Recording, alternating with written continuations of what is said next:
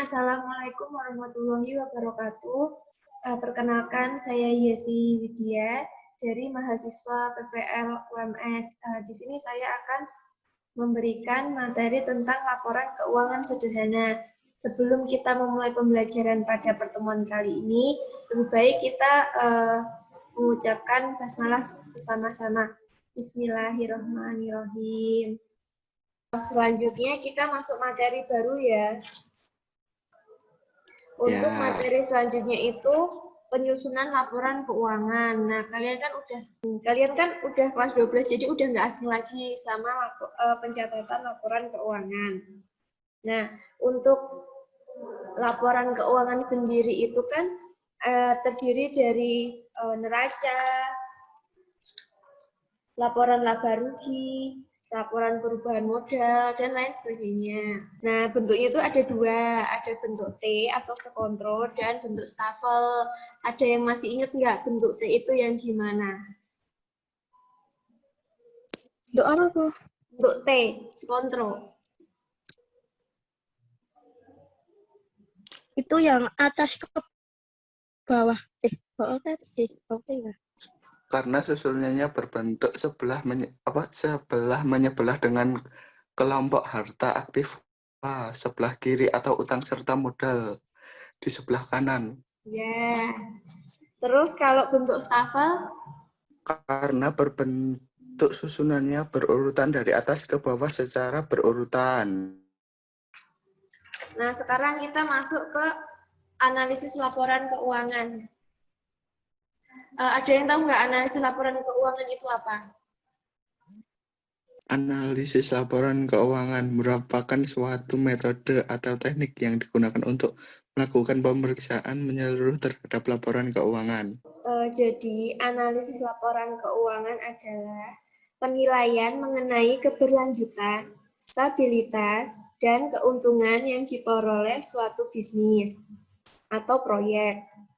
Nah, analisis laporan keuangan sendiri dapat dilakukan dengan memakai salah satu atau gabungan dari beberapa metode.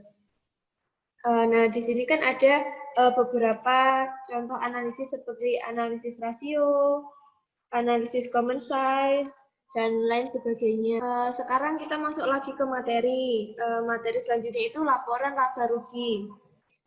Laporan laba rugi yaitu laporan yang menggambarkan jumlah beban atau beban suatu perusahaan selama satu periode. Nah, untuk laporan laba rugi sendiri itu ada yang bentuk langsung dan ada yang bentuk bertahap. Nah, untuk bentuk langsung sendiri itu seluruh pendapatan dijumlahkan dan semua beban dijumlahkan. Dari selisih jumlah pendapatan dengan jumlah beban dapat diketahui besarnya laba atau rugi dari perusahaan tersebut.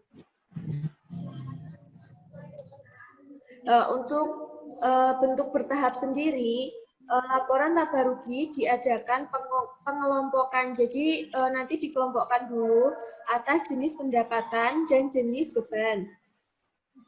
Di mana pendapatan dibedakan atas pendapatan usaha, pendapatan di luar usaha, serta beban dibedakan pula atas beban usaha dan beban di luar usaha. Kemudian dari selisih pendapatan dan beban diperoleh laba rugi perusahaan. Terus nanti dibuat laporan. Nah, selanjutnya itu ada laporan ekuitas atau laporan perubahan modal yang berisi tentang perubahan ekuitas yang menunjukkan penambahan atau pengurangan kekayaan selama periode tertentu. Jadi nanti kayak penyusunan kembali dari modal awal setelah terus mereka melakukan usaha, jadi nanti modalnya dihitung lagi bertambah atau berkurang. Itu. Untuk laporan arus kas sendiri, yaitu laporan mengenai arus kas selama satu periode yang diklarifikasikan menurut aktiva operasi, aktiva investasi, dan aktivasi pendapatan. Nah, itu seperti laporan neraca akhir. Jadi nanti kan sebelum-sebelumnya kalian sudah mengerjakan dari neraca, laporan laba rugi, laporan perubahan modal. Jadi nanti disusun lagi di neraca akhir.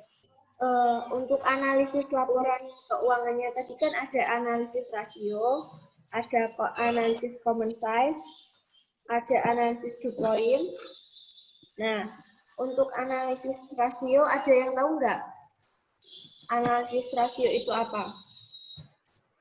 Analisis rasio keuangan adalah proses pengamatan indeks yang berhubungan dengan akuntansi pada laporan keuangan, seperti neraca, laporan laba rugi, dan laporan arus kas, dengan tujuan untuk menilai kinerja keuangan suatu perusahaan.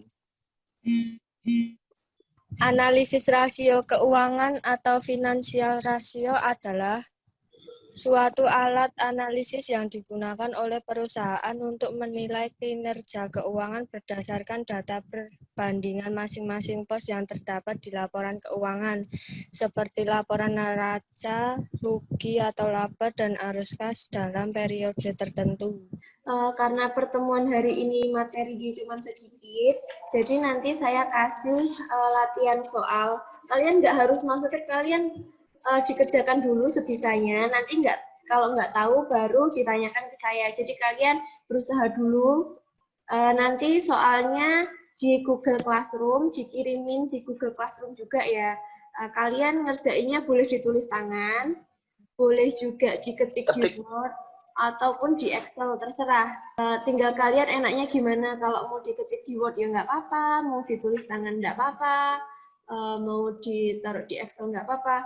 Yang penting kalian itu dikerjain dulu sendiri masing-masing.